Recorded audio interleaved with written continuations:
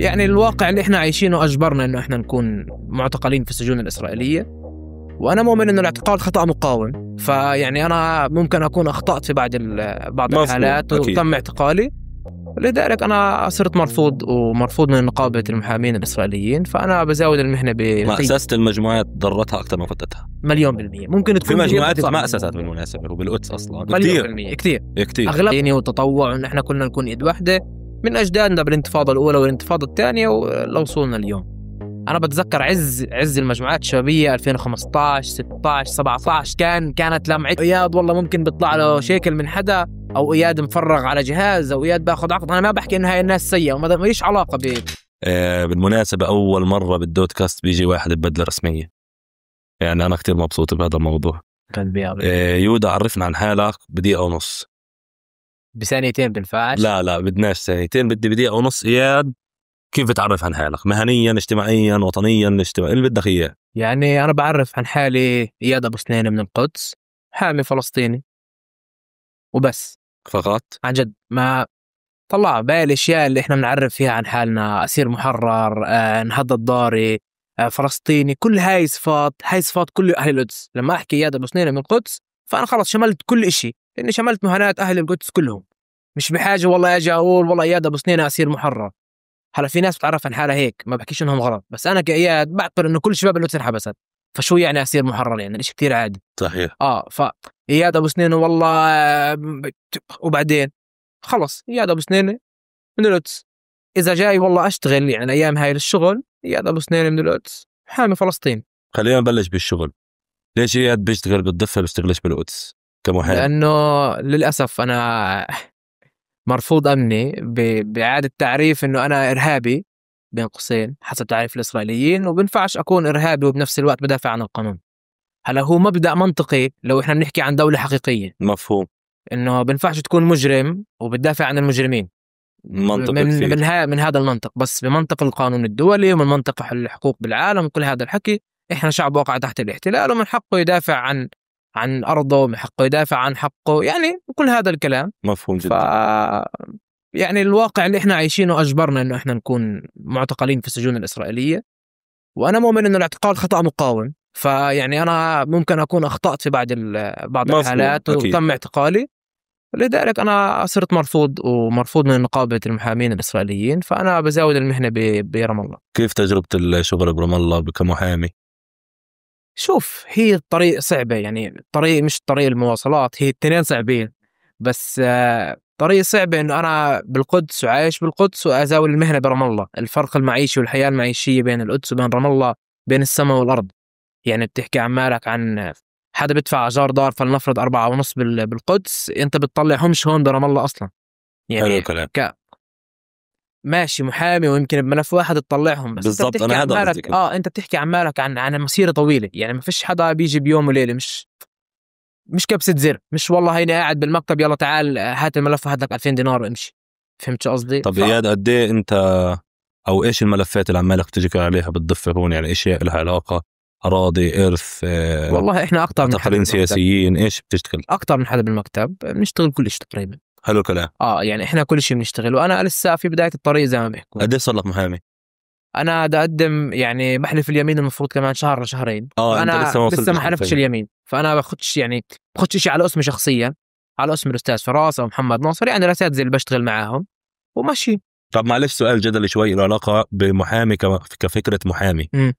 قديش لو نحكي هلأ محامي ماسك قضية جنائية موكلك وانت عارف من داخلك انه موكلك مذنب بخطيئة فاحشة مثلا، وإشي يعني كان منبوذ حتى بالنسبة لإياد، قديش انت نفسيا بتقدر تعزل حالك وتدافع عن هذا الزلمة وتدافع عنه وتدور على براءته وهو انت عارف انه هو مذنب؟ انا بحكي هلا كمحامي بإشي ممكن بأي إشي بالعالم. بدك تعيد تعريف شو يعني محامي. هي هاي النقطة المهمة. اوكي. ليش انا محامي؟ هل انا محامي عشان اروحك من السجن، ولا انا محامي عشان اطبق القانون عليك وما يكون في اجحاف بالعقوبة؟ يعني فلنفرض اكس من الناس سرق، كلنا ضد السرقة. حلو. هذا يعني اذا سرق لازم نعدمه، لازم يقعد 10 سنين بالسجن. طب اذا فلان فلنفرض بتعاطى مخدرات، بس ابوه حدا من قيادات المقاومة او من قيادات الناس اللي بيشتغلوا ضد نهج السلطة الحاكمة بأي دولة بالعالم، هل هذا يعني أن هذا الزلمة لازم يقعد 10 سنين بالسجن؟ فإحنا وظيفة المحامي، وأنا مؤمن بهذا الكلام، اللي هو تطبيق القانون، وإن كان في عقوبة فليكن. أنت عملت خطأ يقع عليك العقوبة المناسبة، ما يتمش الإجحاف، ما يكونش في تجديد. وكمان دورنا إعادة تعريف شو يعني أنت متهم بإيش، متهم قديش هذا الحكي صح. طب ممكن إكس من الناس يشكي عليك بأنك أنت سرقت وأنت ما سرقتش عشان مشاكل شخصية. أنا عمالي بحكي لك إنه أنت عارف من داخلك إنه هذا الزلمة مذنب.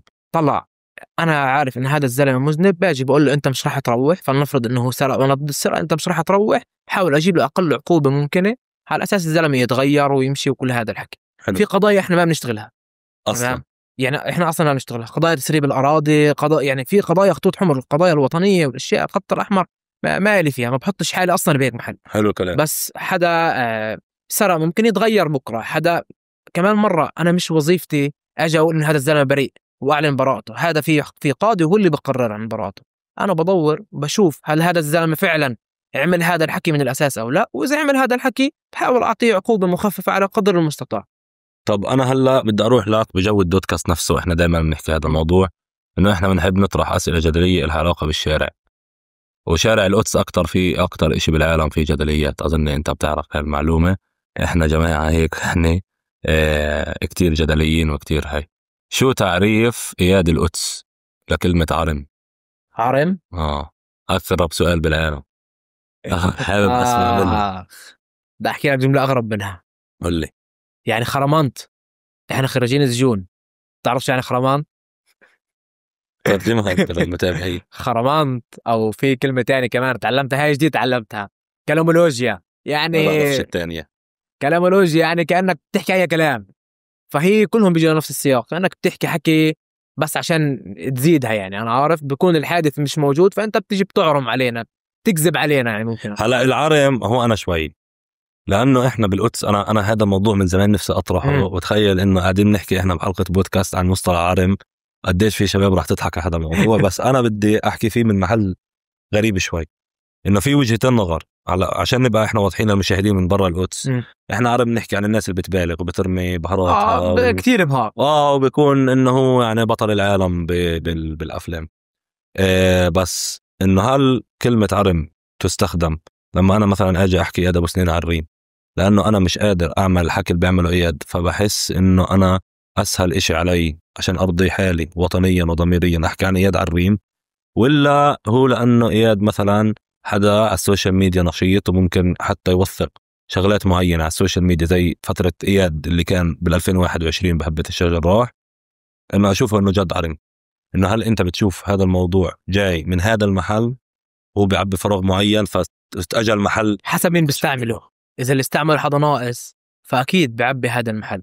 يعني في كتير ناس عن جد، أنا بدي أحكيها، في كتير ناس ناقصين وهم ولا إشي حرفيا، فبده أي إشي يحكي فيه. دائما الواحد لما يحكي عن الحدا اللي فوق بحاول يصير زيه، أو الناس تعطيه اهتمام.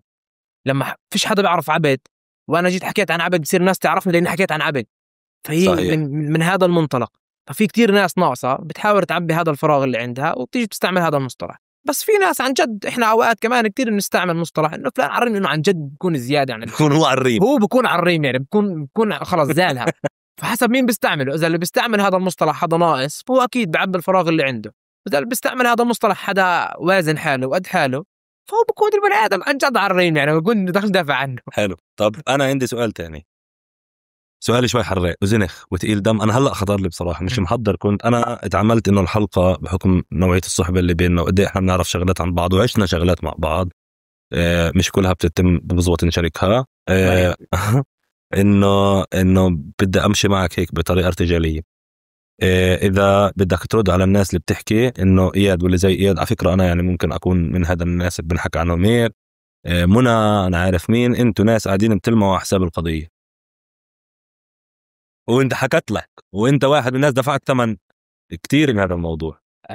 أنا مش شايف حالي لامع حقيقة عشان ألمع حساب القضية. أنا شايف حالي أقل حدا بالقدس. في فترة إياد أنت كإنفلونسر أنا بحكي وصل عندك عدد متابعين طبشت الدنيا، كسرت الدنيا طبعا. فترة الشيخ جراح. مزبوط.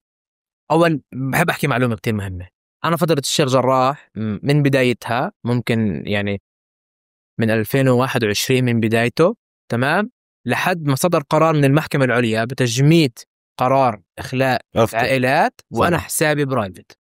حلو. حسابي برايفت، كنت أطلع على حسابات النشطاء أصحابي اللي موجودين معي عن طريق، فكنت دائما أنا ابن الشارع، وأنا بفتخر إنه أنا ابن الشارع، انولدت بالشارع وطول عمري ابن الشارع وموجود بالشارع. فكنت أحكي أنا رسالتي بالشيخ جراح هي هدف وطني، مش هدف أحمل السوشيال ميديا. ما بحكي إنهم غلط، ما لأن أنا بعدين بعد ما طلع القرار ممكن أكون صرت واحد منهم، ولكن أنا بهديك الفترة كان دوري هو دور وطني، أكون متواجد فول تايم، أكون دائما متواجد بالحي. فأنا هيك كان دوري. لما صدر قرار التجميد بصراحة كان عندي هذا الاشي إنه لا استغل، وكتير كان ينعرض علي من ناس وقنوات رسمية وغير رسمية، تعال افتح لايف من صفحتك، تعال. شفت أنا كتير عالم مش موجودين حلو أصلا، وحقيقة عن جد طلعوا على حساب القضية بكل ما تعني الكلمة، إنه ما كان موجود. ما بنفع أحكي لحدا هو صاحب القضية أنت طلعت حساب القضية، صحيح، ما هي قضيتي. صحيح. بس بنفع أقول لواحد عايش بتركيا طول عمره يجي على البلد هاليوم يطلع ترند يصور للصورتين أو الفيديو ويمسك حاله ويطلع بدون ما أصلا يكون جزء من القضية. فهذا الفرق بين التنين. فأنا اللي أنا بحكيه واللي أنا بشوفه إنه أنا عن جد مش تقليلا من حالي، الحمد لله بعرف حالي، بس أنا بشوف عن جد إن شباب القدس فوق كل شيء، وأنا ممكن رقم واحد فيهم، أو يعني رقم واحد اللي هو الصفر، يعني ولا شيء، وهم كلهم فوقي، لأنه التضحيات اللي قدموها شباب القدس والمواقف اللي انحطت فيها شباب القدس هي فوق كل شيء. يعني بكل مرة عن جد، خاصة أيام الشيخ جراح وأيام البوابات وأيام نقل السفارة الأمريكية وعدة إلى ذلك مواقف، كنت عن جد لما أروح على الدار بعد كل مواجهات كل مشاكل كل إشي أحس بعظمة الشباب، أحس بعظمة قديش إحنا عن جد شباب القدس لما تحطهم بزاوية 90 عن جد بحلوا القدس، بعيدا عن كل شيء بدبر حالهم. حلو الكلام، حلو اللغز. خلينا نحكي عن فئة الشباب قبل إياد المحامي وقبل إياد الحدا اللي في الشارع أو الناشط بالسوشيال ميديا. المجموعات الشبابية قديش بتحس إنه المجموعات الشبابية، برغم إنه مثلا أنا استغربت شوي إنه مش عن جد هاي ثقافة مثلا درجة كتير برام الله موجودين وبيشتغلوا، بس مش عن جد زي الزخم بالقدس. وكان في حتى إذا متذكر فترة كل ما واحد يزهق يفتح مجموعة شبابية، متذكر هذيك الفترة صحيح. وكانت ترند إنه بالقدس واللي أساسا مش مجموعة شبابية كأنه إشي غريب أصلا. بس قديش كنت تحس إنه المجموعات الشبابية كانت مهمة، وشو سبب اللي اندثرت فيه اليوم؟ هل هو استغلال المؤسسات؟ هل هو الشباب حسوا إنهم بنحرت عليهم؟ حابب أسمع منك. طلع المجموعات الشبابية هي أعظم فكرة صارت، هي أصلا جاي من مبدأ العونة اللي إحنا ربينا عليه الشعب الفلسطيني والتطوع، وإن إحنا كنا نكون إيد واحدة من أجدادنا بالانتفاضة الأولى والانتفاضة الثانية ولو وصلنا اليوم. أنا بتذكر عز المجموعات الشبابية 2015 16 17 كانت لمعتها يعني. حرب كان شو مجموعات شبابية الحق. بعدين أظن بال 2019 عملنا إيش اسمه ملتقى المجموعات الشبابية يعني عن جد كان في وجود وكان في تنافس حقيقي. يعني في ظل أنا بشوف إنه في ظل غياب الفصائل في القدس ما فيش عندنا فصائل حقيقية للناس وقرار وطني حقيقي، فصار ممكن المجموعات الشبابية أخذت البديل. صار واحد بده يعبر عن حاله، بده يشتغل، بده غطاء، الناس بدها حد يقولها يلا، فصارت المجموعات الشبابية تقول للناس يلا، وشكلت عن جد إشي يعني إشي كتير رائع. ملتقى المجموعات الشبابية كان من أنجح الاشياء اللي صارت بالقدس بنظري من لما انا وعيت على الدنيا. ملتقى المجموعات الشبابيه كان شيء كتير رائع، اشتغلنا عليه ومشي. بعدين اللي انا بشوفه صراحه يعني مش راح اكذب عليك وبكل صراحه، المؤسسات اشتغلوا على هدمها. المؤسسات المجموعات الشبابيه بلشوا بفكره الصفر شيكل تطوع، بتحط من جيبتك، كل واحد بحط 20 بحط 10 او ندفع اشتراكات للمجموعه عشان تقدر تمشي، وكانت ماشي كتير. لما صار في بالفكرة تطوع شو ممول أو بدل مواصلات يا سيدي، أو كل هذا الحكي صار يدخل عند الناس إن المجموعة بتاخد مصاري، صارت المؤسسات تحاول تشتري هاي المجموعات. هلا ممكن يكون نيتها صافية، بعض منهم مش كلهم، بس يعني هدموا فكرة التطوع الحقيقي. مؤسسة المجموعات ضرتها أكثر ما فتتها 100%. ممكن تكون في مجموعات ما أسست بالمناسبة وبالقدس أصلا كتير أغلبهم تحولوا لمؤسسات واشتغلوا. هلا إن شاء الله يكونوا بيشتغلوا عن جد للبلد، وإحنا بالعكس أي حدا بيشتغل للبلد أهلا وسهلا. بس فكرة العون اللي كانت موجودة اللي هو التطوع بصفر شيكل، الناس تنزل وتقضي أيام بالشارع صحيح، بس لأنه هي أولاد القدس أو أولاد فلسطين، إنه أنا حابب أتطوع أكون بهذا الجو والكوميونيتي والراس وكل شيء. صحيح. اليوم المؤسسات لغت هاي الفكرة، ومش عن جد يعني بعرفش اليوم إذا عن جد في مجموعات شبابية ولا لا. ما ضلش مجموعات شبابية تقريبا. ما فيش. بس أنا بدي أسألك كمقدسي قديش هلأ بصراحة، مش كإياد ابن المؤسسات، ولا أنا بسأل كعبد اللي هو أصلا شغله مع مؤسسات.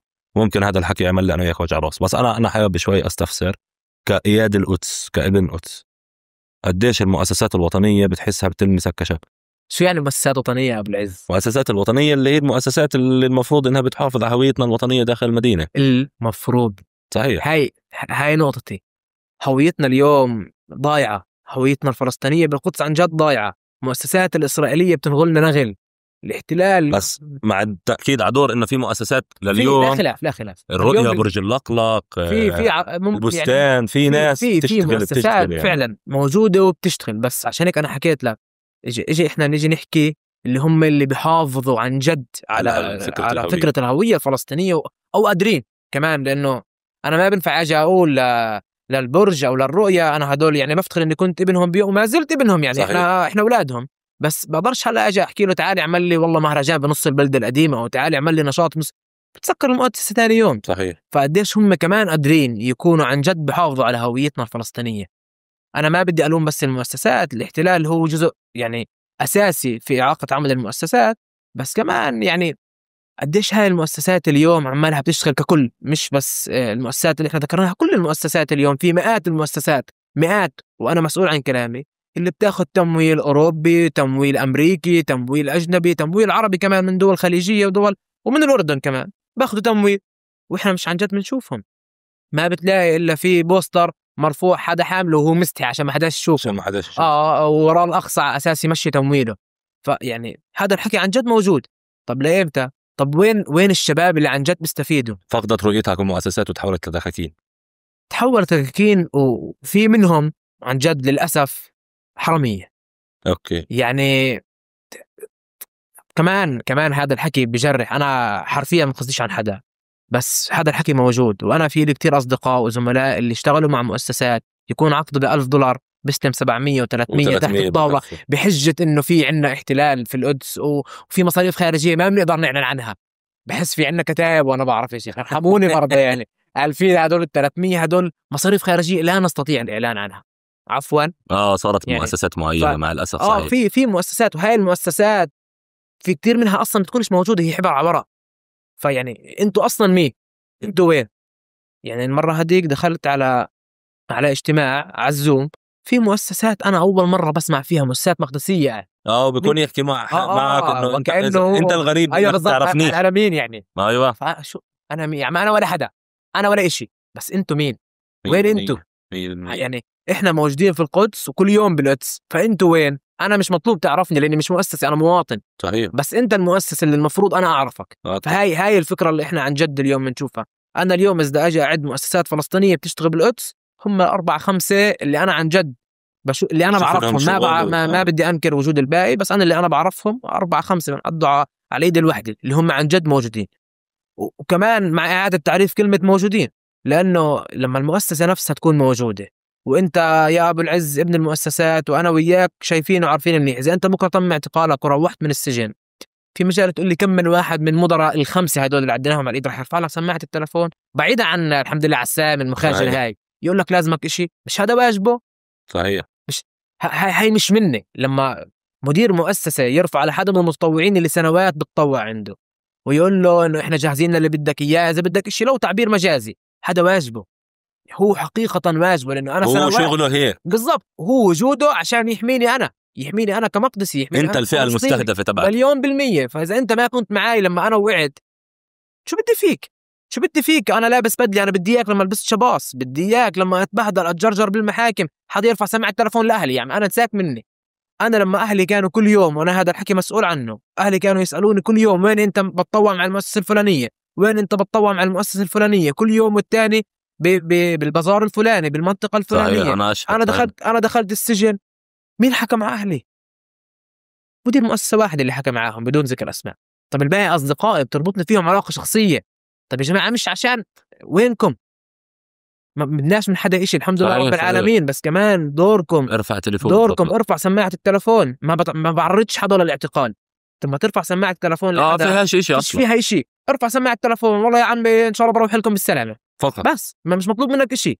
فهذا الدور الحقيقي اللي انا بحكي عنه للمؤسسات الفلسطينية، اللي يترك اثر عند الشاب المقدسي. لما انا واي شاب فلسطيني تاني موجود بالقدس يشوف انه عن جد هاي المؤسسة تهتم فيه لو بإيش مكان، عن جد بصير في عنده حب للتطوع، حب للعطاء أكتر، بتصير أنت قادر تعطي أكتر.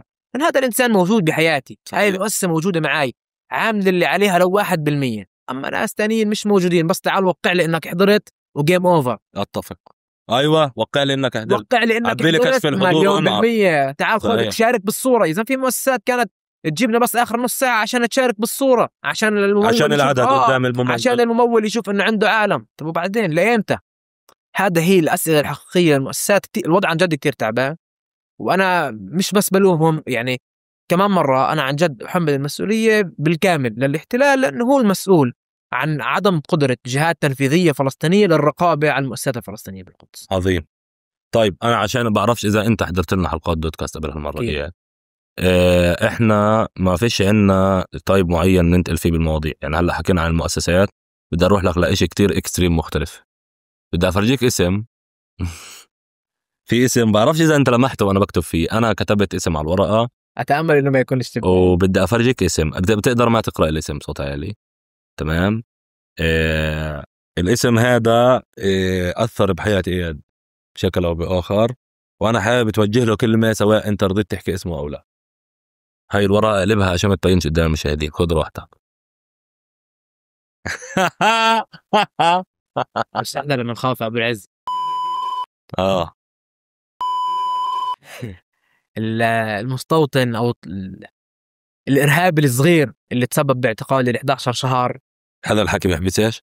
لا كمحامي طبعا لا، متأكد. وهو عليه قضايا، وهو عليه قضايا مرفوعة بالمحاكم لأنه هو بحرت على العرب. فهو ممكن يكون، أنا شايفه إرهابي بوجهة نظري وتعريفي للإرهاب، وهذا لا مش شرط ينطبق مع سياسة البرنامج أو غيره.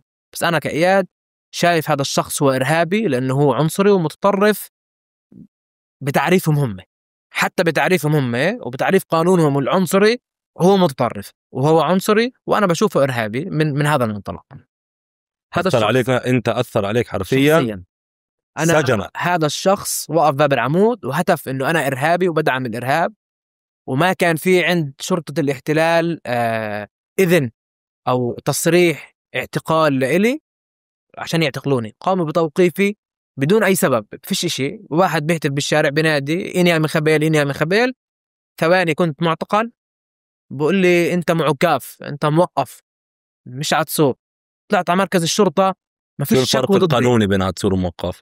الموقوف بحطلوش كلبشات بإيده، بكون حتى الآن مش يعني مشتبه به، ومعاه لحد 24 ساعة يوقفك بدون أي سبب، بدون تهمة. مفهوم. تمام. أكتر من 24 ساعة لازم تتحول لمعتقل، ويكون في تهمة حقيقية اللي يبلش يحقق معك فيها وتمشي فيها. أنا قعدت أكتر من 8 ساعات تقريبا ما حداش حقق معي، لأنه ما فيش شكوى بالشرطة، ما فيش حدا عارف ليش أنا موجود. أغلب المحققين بيعرفوني من الاعتقالات السابقة، متكرر. فكلهم أبو سنينة ليش أنت هون؟ أنا عن جد بعرفش بكل ما تعني الكلمة. أنا نزلت من درج باب العمود على البلدة القديمة على المسجد الأقصى، وقفوني 6 مرات الشرطة وفحصوا عهويتي، فيش علي إشي. روحت من البلدة القديمة لأنه هتف المستوطن هذا وحكى عني مخرب. حلو. تم اعتقالي أو تم توقيفي. مسموح الدخان بالبودكاست؟ مسموح الدخان. مسموح الدخان. ما بدخن يا أبو الأخ، بتولع الأمور يا دامي. اللي دخن بالأمتنة يا أبو العز بدوش دخن بالدودكاست، ترحمني. وضح لهم برضو موضوع الأمتنة كفكرة، يعني كمسمى. الأمتنة اللي هي الأمتنة غرفة الانتظار. حلو. أمتنة يعني انتظار، هي غرفة انتظار. بس هي غرفة انتظار اللي بنتظروا فيها الأسرى بالمحكمة أو بالسجن عبما ينتظروا. ليش هي إيش هالقد تقيل دم؟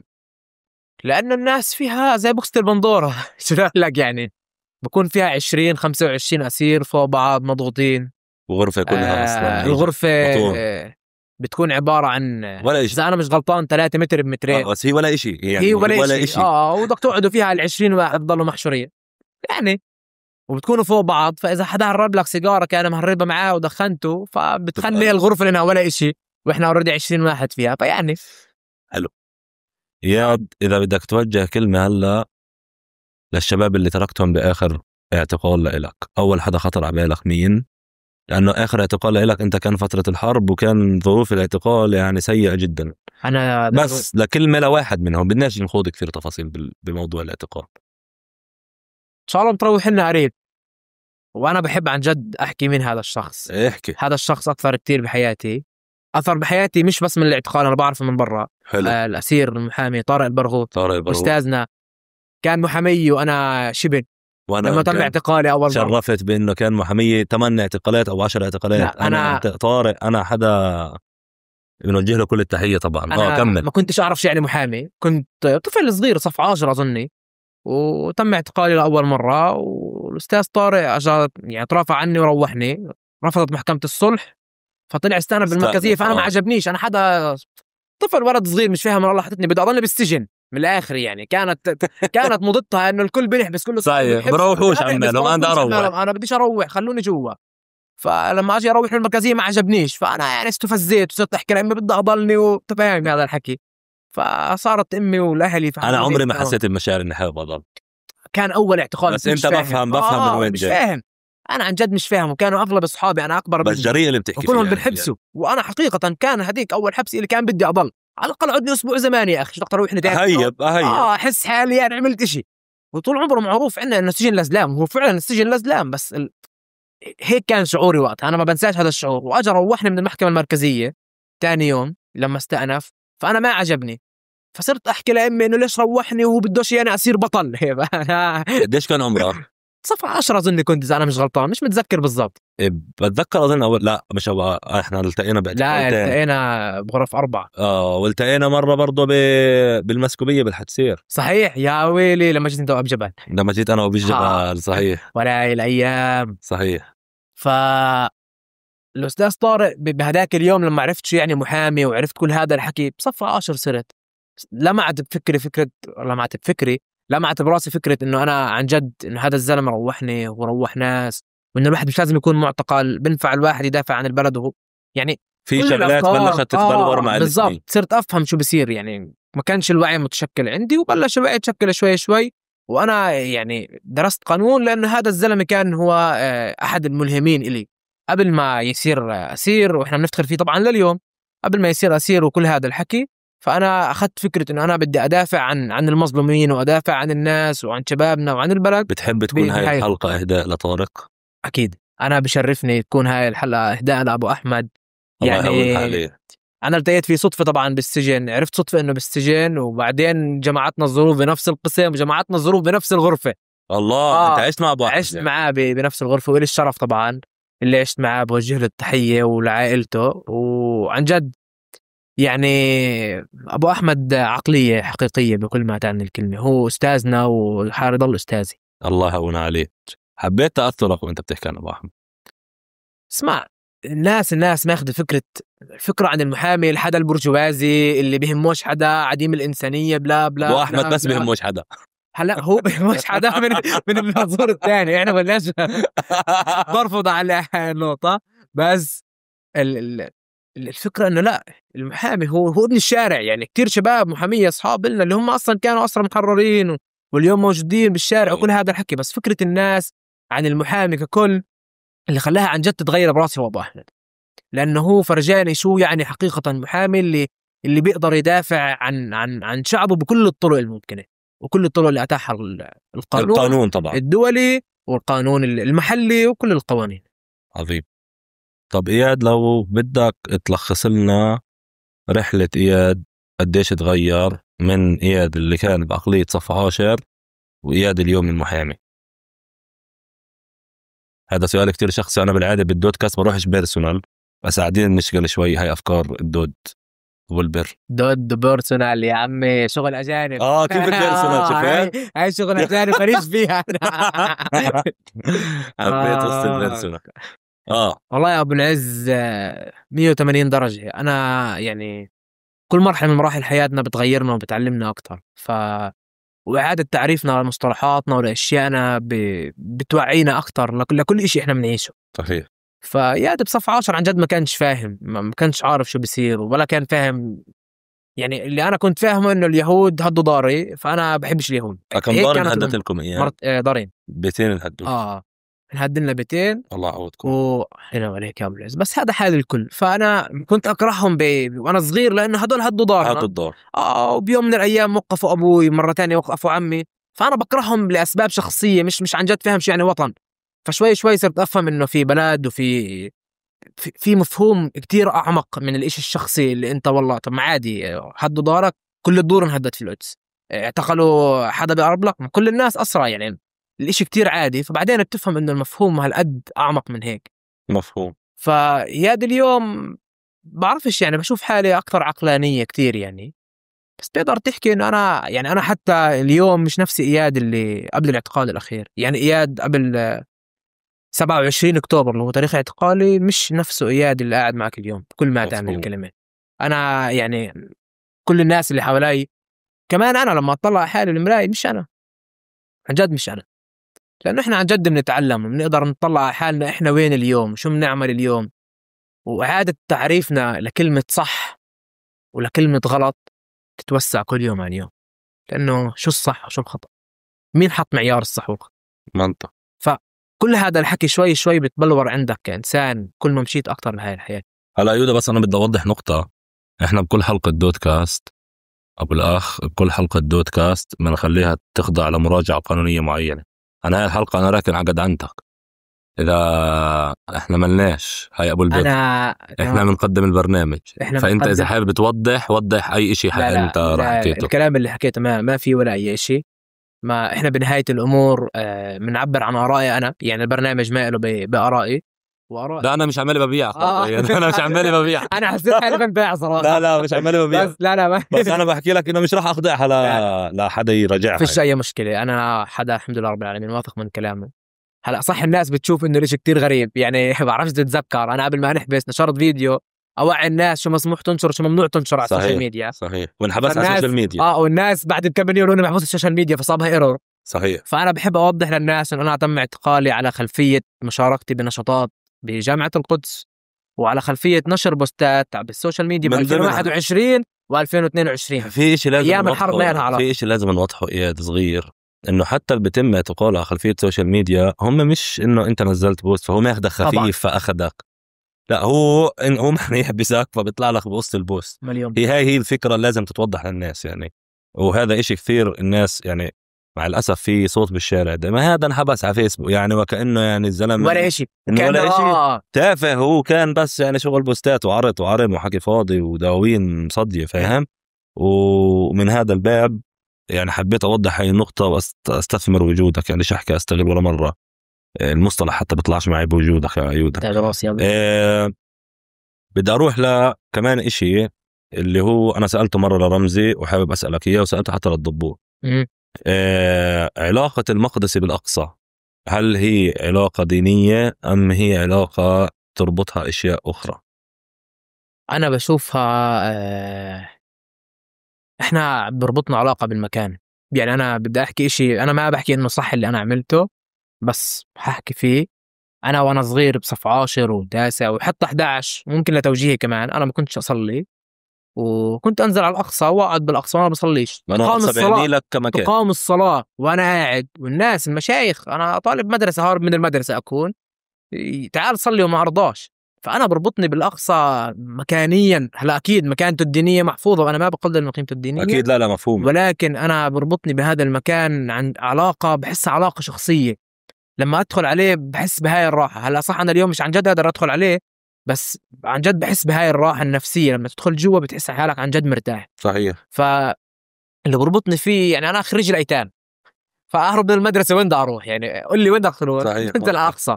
فصار الإشي اعتدت على هذا المكان وصار الإشي مريح نفسي إلي.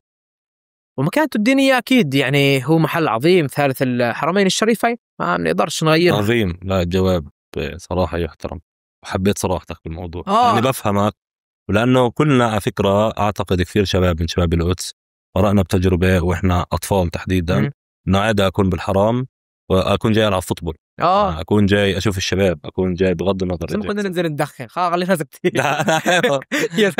طالب اسمع حدا هارب من المدرسة صحيح، بدوش حد يشوفه. بس فكرة إنه الملاذ فكرة إنه الملاذ يكون هو المسجد الأقصى إشي كثير. وأنا فتحت السيرة لأنه اليوم الأقصى تعرض لانتهاك صراحة لا يوصف يعني، ومش حابب أتطرق كثير ولا نحكي بالموضوع. هل عمرك كان نفسك تكون طالب جامعة بيرزيت؟ وانا طالب مدرسه. وانت طالب مدرسة؟ واول سنة لك بجامعة القدس حسيت بهذا الشعور؟ لا، لان ما مش عن جد عشت اول سنه، دخلت الجامعه من هون انت صحيح شهرين انحبست. انا عندي مشكله بسنة أولى جامعة، بسنة أولى بكل شيء، كل ما أبلش جديد بنحبس، فأنا بجربونيش شيء. طيب ولا مرة خلال فترتك الجامعية حسيت إنه، عشان أنا كنت دائما أحسك أخبار بيرزيت إياد يكون عنده علم فيها أو اطلاع فيها، تشارك تعليقات مش عارف إيش. طلع أنا كإياد ممكن مشاركتي في بداية جامعة القدس بالحركة الطلابية أجت شوي متأخرة، ما بلشت بالبداية.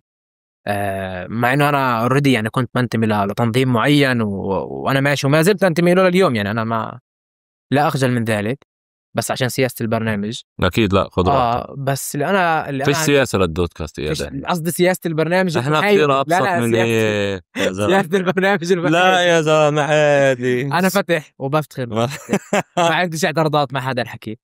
خلينا أرجع لك هي كمل.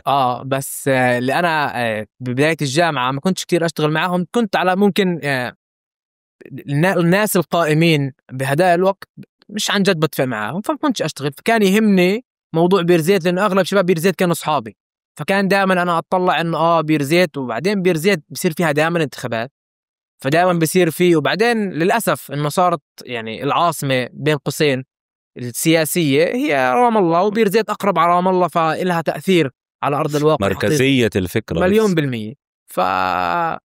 وأول خسارة لفتح بالانتخابات كانت ببيرزيت كمان يعني صحيح. فكان مهم بالنسبة إلي إنه كحدا ابن هذا التنظيم أعرف ليش إحنا خسرنا بهذا المكان، وأحاول أشتغل على الموضوع. سؤال بخص هذا الموضوع، ذكر بداية الحرب قبل اعتقالك لما كانوا حاطين شباب غزة وقتها السلطة حطتهم بمكان داروا بالهم عليهم، انت كنت تنزل تصور. مزبوط. الناس كانت تحكي انه وضعهم كثير سيء، فانت نزلت. هذا في اشاعة فترتها طلعت في البلد قبل ما انت تنحبس بيو، حتى كنت انا ناوي ارن لك بصراحة، مستحيل كنت ارن لك بعد خصوصا بالوضع هذا. في اشاعة طلعت في البلد انه انت كنت متقاضي اجر مقابل هذا التصفيح. بصراحة انا بحكي لك هذا حكي بالمحضور. انا حدا حكى لي هذا الحكي من السجن. لا مش من السجن بعد. انا صورت الحلقة، فبعد يومين ثلاثة انتشر الفيديو بشكل رهيب. انتشر صحيح. تمام. هلا تم استخدامه ممكن لغايات انا ما كنتش بدي اياها، ولكن انتشر بشكل رهيب وتم استخدامه بكل الطرق. وحدا من الشباب رن علي تلفون قال لي باعتين رسالة على مجموعة من المجموعات الشبابية انه اياد ماخذ $1000 على صحيح. يقال انه اياد اخذ $1000 من السلطة مقابل هذا الشيء. فانا جاوبته انه جنط سيارتي حقه $6000، فرحمني يعني. عظيم. من شان الله يعني، شو بتحكي عن مالك؟ فيعني احنا اكبر من هيك، وانا بصرح وانا مسؤول عن كلامي. كنت قناعاتك فقط لا غير. 100%. واخذت معي حدا مستقل ما لهش علاقة ولا شيء، اخونا عمر، ونزلت وصورنا اللي كانوا موجودين، وما حداش كان يعرف انه احنا نازلين منهم. وانا اتحمل مسؤولية كلامي. انا براهن اي حدا بجيب فاتورة، بجيب وصل حوالي انه عمري اخذت شيكل من فتح او من السلطة باي منطقة، حتى بالجامعة، مع انه انا كنت حدا اشتغل بالجامعة. مفهوم. وكان الاستحقاقات ما قبضت الشيكل بحياتي، وانا مسؤول عن كلامي. اللي بيقدر يثبت عكس ذلك يجي يواجهني. انا اخذت ممكن بدل هدم بيتي، ولليوم عاملين علي حجز الاسرائيليين لتلقي اموال من جهات ارهابيه وكل هذا الحكي. لليوم عندي مشاكل بالبنوك على هذا الامور، بس انا عمريش اخذت شيكل لا من فتح ولا من السلطه، وانا مسؤول عن كلامي. اللي عنده غير هذا الحكي حيلي بالشارع، انا ابن الشارع مش هارب. فانا بالنسبه لي الحمد لله رب العالمين عمري ما اخذت شيكل من حدا، وانا بفتخر بهذا الكلام. ايام ما كنا نشتغل بالجامعه انا واخونا منسق الشبيبه عبيده، كان مقطوع عنا التمويل بين قوسين، ما كانش يصرفوا لنا الفواتير اللي بندفعها بحجه انه احنا نشتغلش على هواهم بين قوسين. فما كانتش الامور تمشي بالطريقه اللي هم بدهم اياها، واحنا مواقفنا كانت الحمد لله دائما واضحه وضد اللي بصير، لانه في شغلات احنا ما بنقدر نتخطاها. وانا بآمن انه احنا ربينا على هذا الحكي، انه احنا ما بنقدر نشوف الغلط ونسكت. في شغلات بتستحق موقف وانت بتقدرش تقبل فكره انه في غلط امامك وانت تضلك ساكت عليه. فانا عمريش الحمد لله رب العالمين لا اخذت شيكل من حدا غير ابوي وسيدي، وعمري ما انا حبيت هذا الموضوع ينطرح بالبودكاست. عن جد انا كثير بكون بالعكس مبسوط. واللي ممكن بفكر او بشك انه اياد والله ممكن بيطلع له شيكل من حدا، او اياد مفرغ على جهاز، او اياد باخذ عقد، انا ما بحكي انه هاي الناس سيئه وما ليش علاقه بمدى الناس منيحة ومدى عاطلة. مش أنا بمحل حاسب الناس، ولا أنا كمان بمحل أحكي قديش هم مناح أو لا، بس أنا ولا عمري أخذت شيكل ولا من حدا. اللي بيصرف علي الحمد لله رب العالمين، وأنا صغير أبوي، وهين الحمد لله اليوم بصرف حالي. كل احترام يا إياد. يعطيك يودا يعطيك ألف عافية قلبي يا أبو العز. وحلقة لطيفة وحكينا وأسهمنا ودخلت بالمواضيع اللي عن جد أنا حابب إياد يوضحها للناس، فاهم بطريقة معينة. إذا معنى أشيل الموضوع الورقة من شيله. لا هيو أنا لا أخجل إنه أنا تم اعتقالي بسبب حدا متطرف زي هذا. وأنا عن جد هاي مرحلة نوعية نقلتني بحياتي. أنت متخيل الحدا اللي قاعد قدامك، أنا عن جد بحب أحكي هذا الموضوع مش تقليلا من إشي، بس أنا بحب أحكي. الحدا اللي قاعد قدامك لابس بدل اليوم وحياته جيدة، الحمد لله، قعد 8 شهور بدون ما يغير أواعيد داخلية بالسجن. فهاي حقيقة وأنا ما بخجل منها. الظروف اللي كنا نعيشها ظروف قاتلة، ظروف قاهرة. ما فيش إنسان بتخيل الظروف اللي كنا نعيش فيها وأنت بتحكي مع حدا قانوني اللي فاهم القانون وفاهم حقوقه منيح، خاصة هو معتقل هو أسير. صحيح. ولكن كل هذا الحكي لا يسوى الحبر اللي مكتوب فيه. أنا اللي هذا الإنسان أثر بحياتي، شفت أشياء ما عمري بحياتي تخيلت أشوفها، وعشت تجارب ما عمري بحياتي تخيلت أعيشها فعلا. يعني ما بس هي خلتني قبل ما نختم لقطة صعبة عشتها بتجربتك الأخيرة. عن جد كلها صعبة أبو العز، بس لقطة واحدة لمعت ببالك. أصعب إشي اللي أنا دائما بحكيها وبكل مقابلاتي حكيتها. أصعب مرة صارت، يعني أصعب لقطة هي لما تاني تحية طلعت كانت تحية بغرف 4. فتاني مرة بطلع من المسكوبية راجع على المسكوبية، وانت راجع على المسكوبية تفتيش عروم اللي هو تفتيش عاري. صحيح. فبهذا التفتيش أخذوا كل ملابسي وزدتهم على باب غرفة التفتيش، ودخلوا سجانين كتير ضخمين وظلوا يضربوا فيه وأنا على الأرض محشور بزاوية. ودخلوا سهريات اللي هم السجانات البنات تفرجوا علي وأنا بنضرب وأنا عاري. وحرفيا يعني أنت بتكون مش قادر، يعني شو تحمي بحالك حرفيا. دخلت على الغرفة بهداك اليوم زحف بكل ما تعني كلمة زحف، لأنه أنا عن جد يعني مش قادر أتخيل بشاعة هذا الموقف، لأن أنا مرة حضرته بفيلم عملت سكيب ما قدرتش أكمله. فأنا عشته فعليا، لأنه هدول حرفيا مجرمين. وأنا حكيت لما روحت إن أنا بدي أقاضيهم، وأنا ما زلت متمسك بهذا الحكي. بس وضع البلد اليوم مش متحمل مليون بالمية. وإذا كان القاضي غريمك لمين تشكي؟ بس مع هيك أنا مؤمن إنه رح يجي اليوم اللي ناخد حقنا بالقانون. قانون أول إشي قانون المحلي، والقانون الدولي ثانيا. كل احترام. يودا يعطيك ألف عافية. تاج راسي يا أبو العز. حبيبي يودا.